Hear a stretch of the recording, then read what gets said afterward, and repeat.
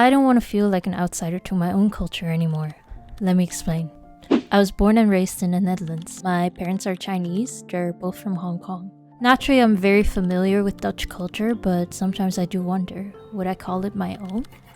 And as I get older, Chinese and Cantonese culture feel more and more like my own, but there are still aspects I don't feel fully familiar with.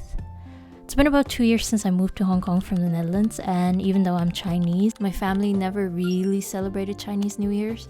And the reason for this being that it was too close to New Year's, and since the family already gets together for New Year's Eve, they didn't really see the need to meet again for CNY. But I do get my lai see on New Year's Eve.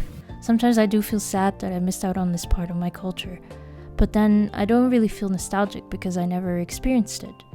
And you can't miss something you never had, right? Or can you?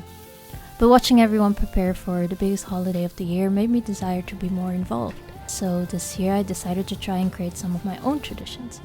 Be part of the existing traditions, but create my own memories and associations. Because now that I'm an adult, I get to create my own experiences, and I get to shape my own culture, and I get to choose what matters to me, and make an effort for the things I really care about. And I can see how it's about creating your own traditions, even if they're a little bit hybrid. So this year for CNY, I sought out the company of loved ones. I spent time with my boyfriend's grandma, who is visiting from abroad.